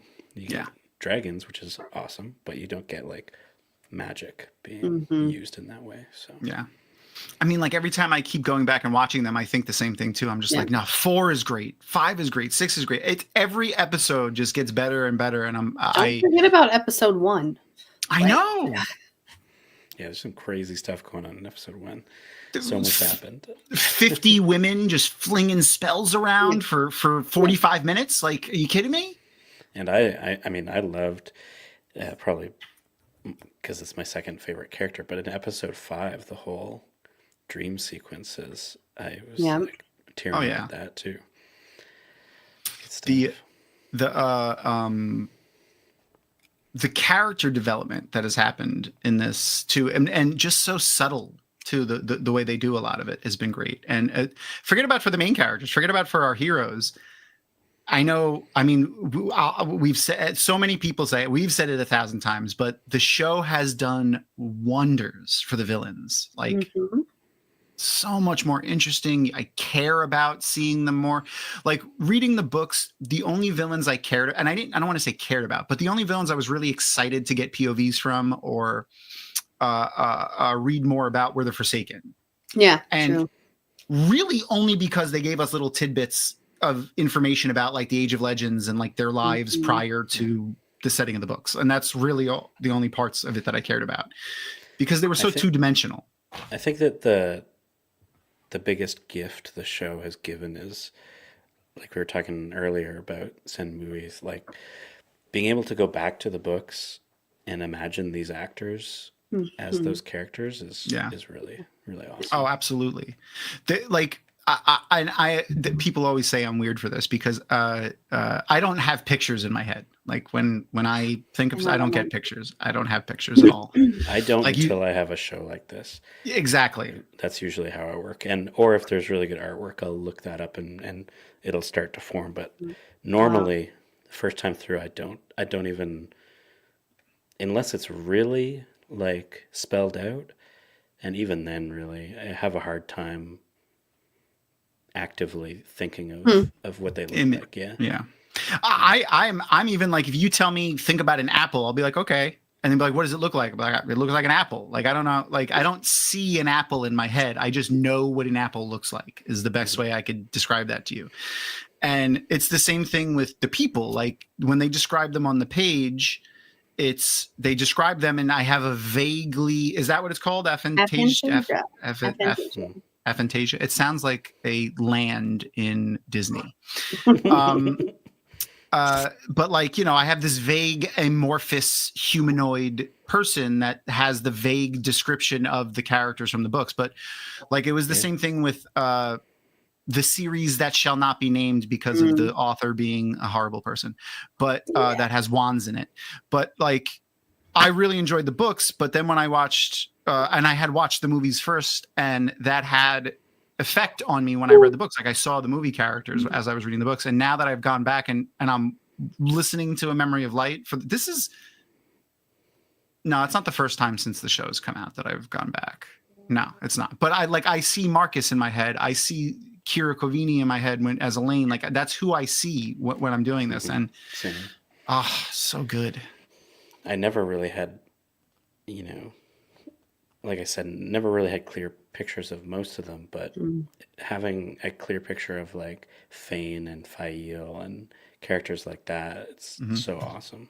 I think it brings them to life so much more now. Absolutely. I mean, there are some subtle differences that I had that kind of took a minute to like merge together in my head. Patton Fane was one of them because I always pictured him more weak looking. Smaller. He's very tall. Like the actor's very tall. And I always pictured him smaller. Like He's mouse here, maybe. He just has a presence about him. He looks healthy. Like, you know what I mean? Like even just that. He doesn't look like, you know, a weak, you know, decrepit. Like every time people see Patton Fane, they're a lot of their first thoughts early on was they felt bad for him because of the way he looked. And oh shit, that's really good. Oh no, that's really good, Aaron. It's gonna be hard to stop picturing now. That's gonna be hard to stop picturing. That's funny. But yeah, I mean, don't get me wrong, Steve Buscemi is a great actor, but like he even leads into, you know, he has a very unique look. And, you know, like putting Johann Myers next to Steve Buscemi, even like Johann Myers just looks, I hate to just say healthier, but his story is kind of in a different order. We might see him decline a little bit. Yeah, that's true. Don't do this to me, Noman Garden. Danny DeVito, like, oh god, as Pat, I love Danny DeVito, but like now all I'm picturing is like when he was what like in Always Sunny, he like makes himself like a hero or something like that. The garbage man. I throw garbage at people, and like that's all I'm seeing in my head. So thank you for that. Is he the one that makes Charlie his rat stick? Sorry. Something like that man is out of his mind, and I love him. Twins is one of the best comedy movies I've ever seen. Oh my gosh. You should watch it. It's so great. Is it on the list? Have we put it on the list? I'm going to add it to the list now, though. Yeah. Okay. So one of the things that we normally do here at the end of the episode is we get to announce the person who's going to be on our next episode. And that is a pretty interesting announcement. I'm very excited to announce this person, and I won't give you any more preamble. I was just stalling so that I can find the picture and click on it. Okay, here we go. It will be Zenobia Kloppers herself, Amiko Sadai, Amiko Nagoya, will be hanging out with us to watch the finale, episode 8, He Who Comes with the Dawn. So very, very excited for this. That's so exciting. Yeah. And honestly, it's because of all of the viewers and how everyone's been interacting with us and interacting with her and how excited she is to like go and be able to like talk to us directly that she's that she wants to do this. So I'm gonna thank all of you guys for that. Oh, kitty, so big and happy. Look at the big fluffy kitty. Oh, hold on. This disturbs its own little close up. Oh, so happy. Look at that face. That is a happy cat face. I just like his big belly. Yeah. This is Rogue. She's the sound of the Queen's blessing. Oh, that's amazing. That's amazing. Right? That's she's just a little Sleepy. baby. Yeah, she's a little baby. That's amazing. She's so You're cute. so pretty. She's so fuzzy. We will I feel always blessed. be distracted by cats. Always. Mine is currently asleep over here. I don't know. I can't get my my secondary camera working. It just when I open it up, it's not.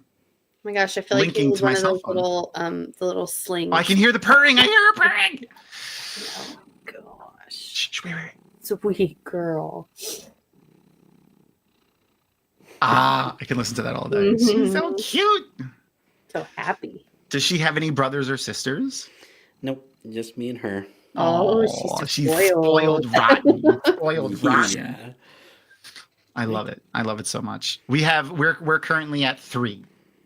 But temporarily 9 because 2 of our friends are refugees with us, and we have cat refugees as well. So their cats are with us, and every time I go downstairs, I get to snuggle with one of 6 cats, and then I come upstairs and I get one of my 3, which has been a lot of fun. My allergies would go insane, and I would love every minute of it. Yeah. Well, Erin is allergic too, so like I'm always on top of keeping that down because I Oh, don't no. want her to die. I am the person that will go straight up to the cat and like, Oh yeah. oh, That's just her too. nuzzle it, and then my eyes are red and they itch and I sneeze and it's fine.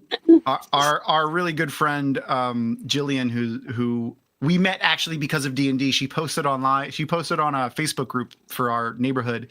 I want to learn how to play D&D, and obviously a ton of weirdo dudes messaged her. And I was like, I want to message her, but Erin, hey, you message her because you do it, and we'll see. Like, you know, we'll tell her that we should get to play with her, and like, you know, that she doesn't have to worry. There's not going to be any weirdo dudes here because everyone was like, I'll teach you, and they're all just like being weird Creepers. about it and gross. Yeah, creeper dudes. And now she's like our best friend. So, but she's super allergic too. So I always have to like extra clean when she gets here, and then she like touches the cats and immediately goes and washes her hands and stuff. But I just find it completely worth it. And then once I live with a particular cat for a while, or cats, it just kind of goes away. I get used to it. No. All right. So I have a ton of questions for Yosha. So thank you. If anyone has joined that didn't hear earlier on, I'm going to be interviewing Yosha, our Randalthor, tomorrow. And if anyone has any interesting questions they would like me to try to fit into this 5 minutes that I have with him, I'll try. Maybe they may have to get reworded or worked in somehow, but I'll try to get any good ones that come through. And if you have any for him, just post them. Am I doing anything else special tomorrow? She's reminding me of something and I don't remember what it is. I don't remember because my brain is mushy. I don't know. What are we doing tomorrow, Erin? Just tell me because I don't remember.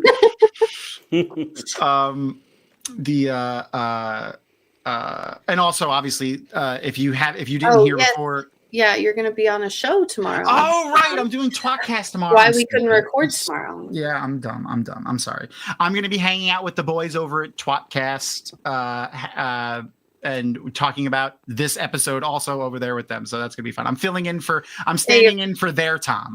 You have to defend me, Tom, that I still think Loyal was smiling just a little bit. Okay. I will. It's Arosa. It's not her birthday tomorrow. The Erin's birthday is super easy for me because mine is April 8th and then hers is May 8th. We're exactly 1 month apart. Super easy for me, which is great because numbers and my dyslexia are not and dyscalculia are not good. Okay. Now the other thing that we do at the end of our episodes we do our Inside the Dragonmount Studio interview with our current week's guest.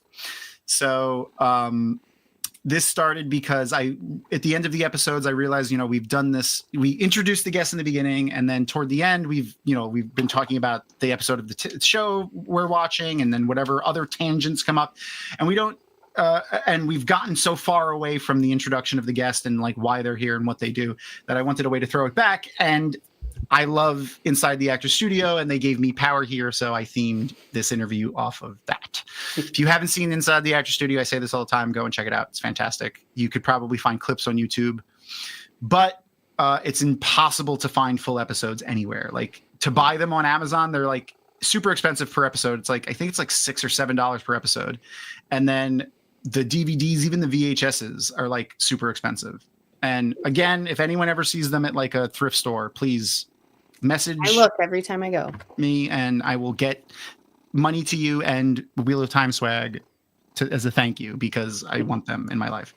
Okay, so Jordan, I feel like I want you to answer for oh shit, what's her name? Rogue. I want you to answer for Rogue as well. I feel like just everything. It's great. She's got this little like sing-song purr that's just so fun. All right. What are we doing here? Oh, I remember. We need the intro, Tom. And I don't have to sing it this time.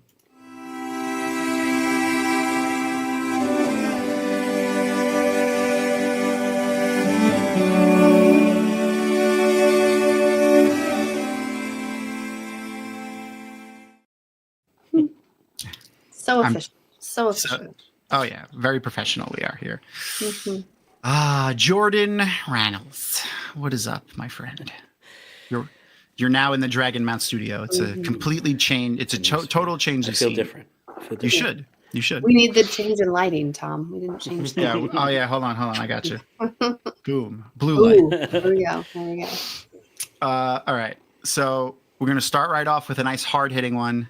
Okay. What is your favorite dinosaur? Triceratops. Yes. Also mine. And also Guy Roberts' favorite dinosaur. Yep.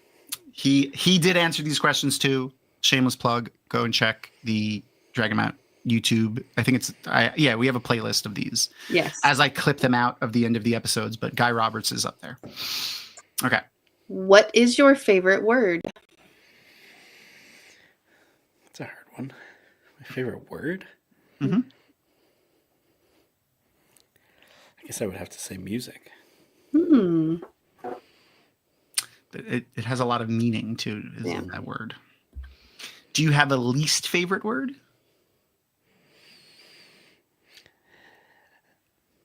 It would probably be a swear word if I had to choose one. Okay. Yeah. Or a name. Okay. It's fair. It's fair. Now, this one I'm really curious about just because of what you do. Is there an everyday sound that you love?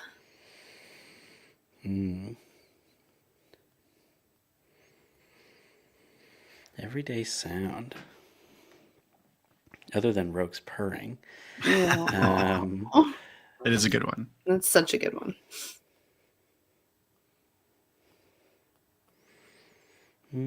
I usually have my window open in the mornings, and just the simple wind and the birds is enough, really. I would probably choose that. Yeah. That's awesome. And is there any sound that you don't like to hear in particular? Anything that's really loud. Okay. If it's like really loud and not in my control to stop it being loud. I get that for sure. Ooh, we forgot one though. What? The one after our words. Do you have a favorite curse word and or favorite fantasy replacement curse word? That was nice. Or, it doesn't have to be fantasy. It could be any, fictional replacement curse word. Interesting. I don't really swear ever.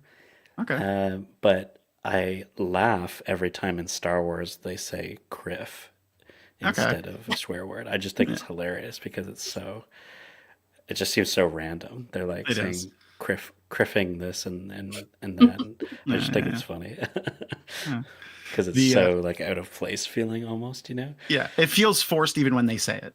Yeah, exactly. A fun fact: they recently changed the name of the music that Max Rebo. So like the music that they play in the Mos Eisley Cantina is called. It used to be called Jizz music, Jizz. Mm-hmm. Which George Lucas came up with in the 70s before that was a term for something else. Right.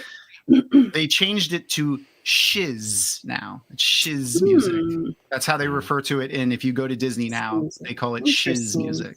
Yeah. That's funny. Wow. Okay, so the rest of the questions that we have for you are all pertaining to like any realm of fantasy or like fiction. So movies, books, video games, magazines, any of that. But the first two relate specifically to the Wheel of Time television show. Which Wheel of Time show character do you think would make the very best roommate and why? Only from the show. From the show. Best roommate? Mm-hmm. Nynaeve. Because I wouldn't have to worry about things getting out of order ever, probably. She would keep everyone else in line. Yeah. And we're good with that. And she would stare anybody down who put something down in the wrong spot. Yeah. That way I wouldn't have to confront anyone. I would just let her I would not want to be the neighbor that's making too much sound if I lived next door to Nynaeve, for sure. And then, do you think there's any Wheel of Time TV show character that would make the worst roommate? Outside of the obvious, like a Trolloc.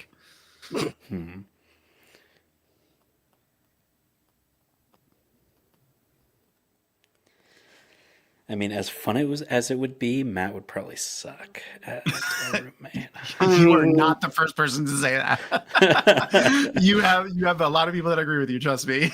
Yeah, I would put up with quite a lot for Matt, but that's just personally so. That's a horse of a different Especially color. Donald Flynn, but that's okay. Yeah, I mean Donald is a very good-looking man. All right. Oh, sorry, that's me. Can you ever remember having a crush on a fictional character, or who was like your first fictional character crush? This is anything now. Mm-hmm.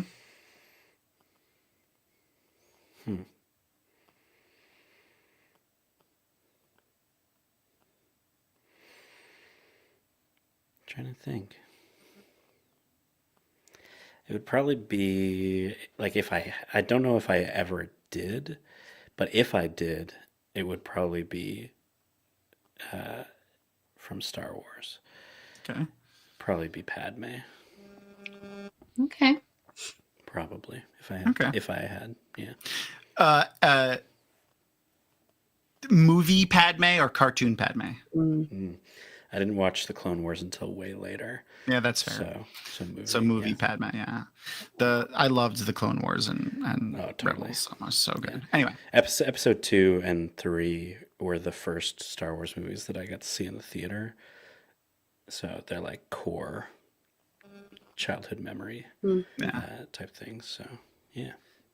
I got lucky enough for a re-release of Empire, and saw Empire in the theaters somewhere on Long Island. I forgot where. They just put it out as like a one-time thing. 2 weeks from now, Revenge of the Sith. I know, I'm excited. I am really excited. Okay, so if you were given the opportunity to either assume a specific vocation or job, or to join a group from any realm of fiction or fantasy, what would it be?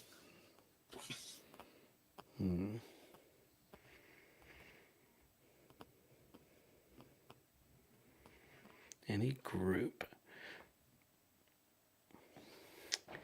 Either the Astari, the wizards from Lord of the Rings, Okay. or be a bounty hunter from Star Wars. Ooh, okay. Mandalorian bounty hunter, or just like Yeah, bounty whatever hunter? Jango Fett is. Okay, Sign me up for okay. that. Okay. The do you know what color wizard you would be? Or do you have a choice? I would be whatever Radagast is, brown. Brown. Oh, Okay. Nice. okay. Nice. Radagast is the best. He really is. I love Radagast. I loved the Hobbit movies. I don't care what anyone says. I enjoyed them a lot. Disagree. They're Same. a blast. Same. So, what do you think is the very worst job or vocation in fantasy or fiction that you would not want to do?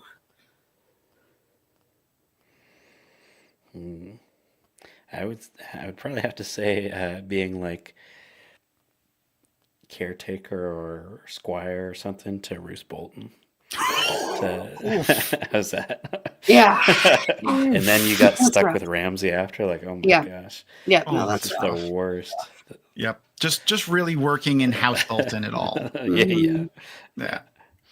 And as a slight aside, I really do like a Michael Mickelhatton or Mackelhatton, right? Yeah, the actor who played Roose Bolton as Tam. I don't see him as Roose Bolton even in the small scenes that we had. Of him. I know, no Tam, no Abel.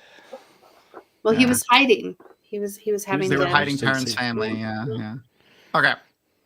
So our last question is probably the deepest one that we have. So, is there any specific portrayal of the afterlife, or what happens to you when you die, from any realm of fiction, fantasy, mythology, of any aspect? What do you hope is true or would like to be true when it is your time? That the answer to that has probably changed over time, but I think that the answer now is that I'd like for the Wheel of Times to be the thing that happens. I'd like to know that I get to try again. Yeah. Okay. Afterwards. I think that's what I would like. Yeah. I've always been a fan of reincarnation myself as well. Mhm. And the Wheel of Times is definitely particularly good. It was very a development for me of listening to how Alan Watts describes that kind of thing. In the metaphor he uses a lot is the wave. You kind of just fall back into the wave, and then you come back out kind of thing. And and then I read the Wheel of Time, and I was like, whoa, this is that same kind of thing. And I just think it's a comfort to think of it that way. Oh, I like that. Oh, and I totally forgot to end our poll that we posted. Oh, oops. So it's 85% of people think would like to would not like to have seen Loyal survive this. Mm. And I'm going to go ahead and just put the thought out there into that it's because they feel like it would cheapen his death, and you're agreeing with me because I want you to agree with me. But anyway, thank you so much, Jordan, for hanging out with us. That was a ton of fun, and thank you for answering our silly questions. And thank you. Oh yeah, I mean, dude, you are welcome whenever you want. I enjoy, like I said before, I really enjoy talking to you and picking your brain and all of the little. Love to have you and Nikhil on at the same time. That would be Be fun to listen to you guys. Just. I am 1000% messaging him like the moment we get off so that I can be like, you two need to talk, because I really feel like he would just enjoy like getting a look at your project, if nothing else. Yeah, it would be very cool. I think we shared it with him. I think we were talking to him about it. We did. I did mention it to him. Yeah, we mentioned it to him when he was on, that it was a thing. And then when we got off camera, I was like, yeah, it's really cool. Oh, and I had the clip that you had given me way back from when we announced the first Kickstarter, still loaded into my StreamYard. So I played it for him. Nice. But when I was at San Diego Comic-Con last year, I was lucky enough that at the Lord of the Rings booth, Bear McCreary came by at one point. And before he left, I was like, Bear, you got to put these headphones on. And did he say anything? Oh yeah, we talked a little bit about it. He listened to the scene where Sam fights Shelob, and then we started chatting a little bit about his Shelob theme versus mine and things like that. It was very, very cool. Wow. That's cool. He's the composer, obviously, for Rings of Power. Yeah, for Rings of Power. Yeah. So and for Foundation and for God so of War much, and et cetera, et cetera. Yeah. But he was there, like he was near the Lord of the Rings stuff for Lord of the Rings. Yeah, that's really cool. And I'm going to post the Kickstarter, the part 2 of the Kickstarter in chat again, that, so everyone can make sure to go save that. Yeah, those pre-follows are a big deal. Even if you don't plan on backing, if you pre-follow it, it tells Kickstarter on launch that it should be pushed more. Yeah. So those are huge. I'm hoping to get to 200 before launch. We'll see. Make sure to we can do it, guys. Save it, interact with it, do all the things. I'll make sure to make a post about it tonight as well, and put it out in the Discord. If you haven't joined the Dragon Mount Discord, the link for which is in the description of this video, go and do that, because we do a lot of fun nonsense over there. And if you are a Patreon subscriber and not in the Discord, what is wrong with you? Because that is where I ask all the Patreon questions, like, what would you like to ask these people? And like you would have known earlier that I was interviewing a certain person today that I can't mention, and Yosha tomorrow. So yeah, anyway, thank you, Jordan, for hanging out with us. Thank you everyone for hanging out with us, and we will see you again soon. So say goodnight, Crystal. Good night, Crystal.